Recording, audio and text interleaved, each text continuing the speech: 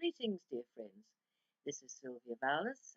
I'm an author and international speaker and teacher, and welcome to another of my little videos where I share with you some of the questions I've received from students and in my teaching and speaking career, and some answers that hopefully may give you some food for thought and some guidelines to help you along your spiritual journey or your soul path, as I call it. Now, somebody asked me recently, what's an old soul? And how do we know if a person or yourself is an old soul? Does it matter? Well, does it matter? Yes and no. But let's start at the beginning. What is an old soul?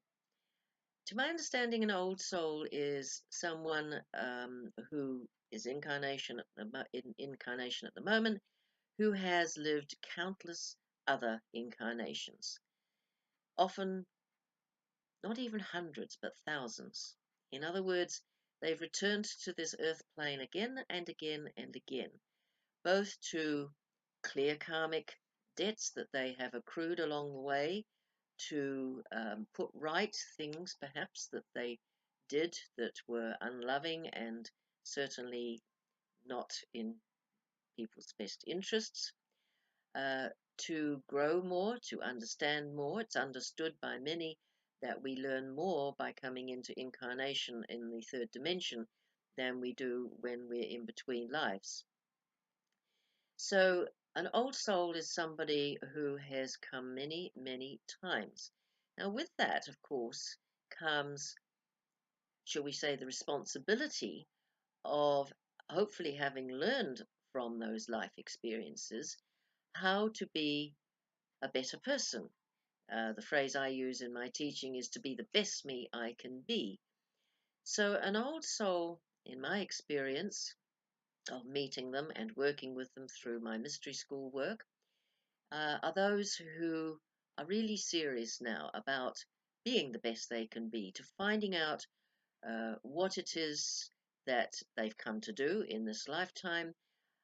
In some cases, if they've got the feeling that I want to finish now. I want to complete all my karma. I want to be what I call reach the level of soul ascension at the end of this life, meaning that I don't have to come back to this earth plane in a physical incarnation again in the future. In other words, there's no karmic or energetic connections or energies that are forcing me to come back, as there have been up to now. Otherwise, we wouldn't be in talking like this right now.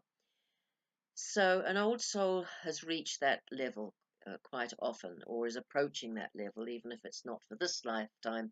They are working towards being able to complete their path of the soul. An old soul also tends to be one who is more peaceful on the whole.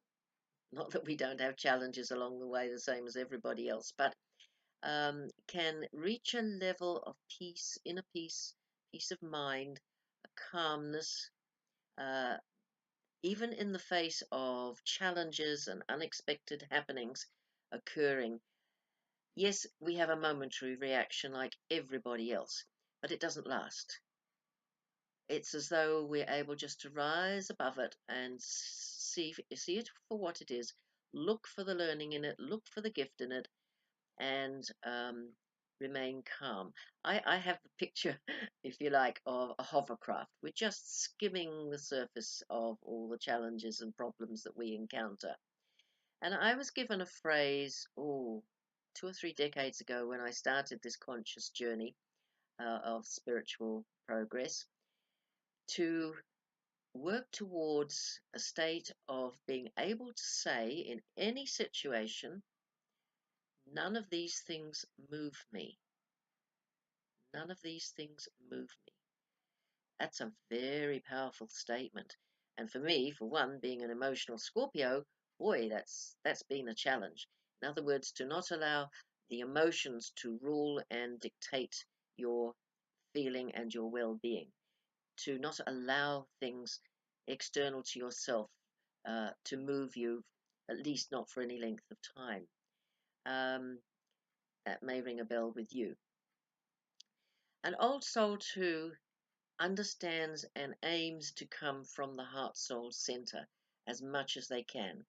Doesn't mean that they've succeeded yet, otherwise, I guess they wouldn't be here.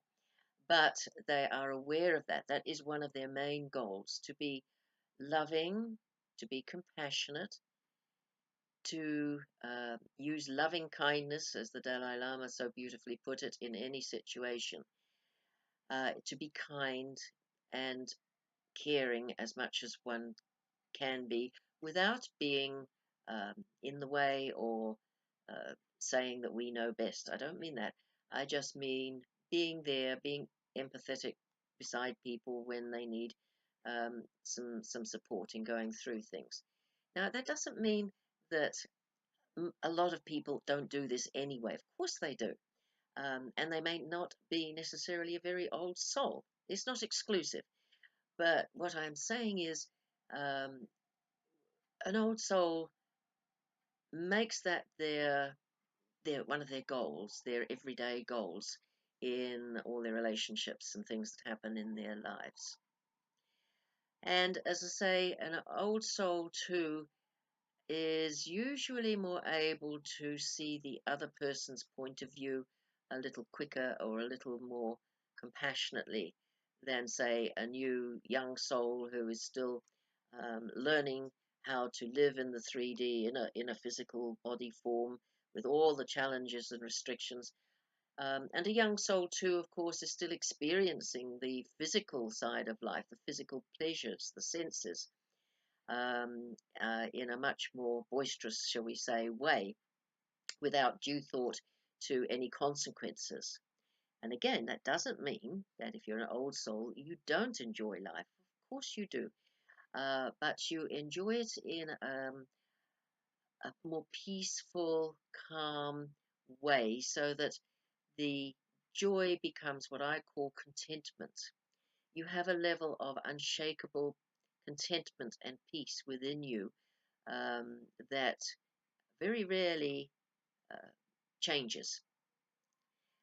It's quite hard to maintain, of course, in everyday world and environments that we find ourselves in, but we're conscious of it, and that is what we're working towards, even if we're not obviously 100% successful all the time. So those are just some thoughts along the way, which I hope will give you food for thought, inspire you. And oh, the other question is, does it matter whether we are or whether we're not, or whether we know it or whether we're not? As I said, it's yes and no.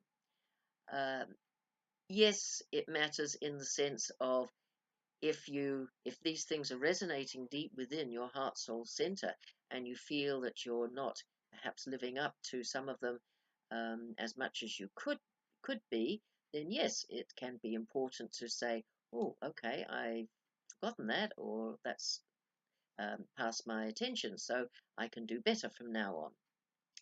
But otherwise, no, it really doesn't matter. Uh, the number of soul circuits, as the Master Jesus put it, that we each have set in place for this third dimensional experience is unique to each person. And no one knows another person's um, number, and we don't even know our own. So it doesn't matter. We do the best we can.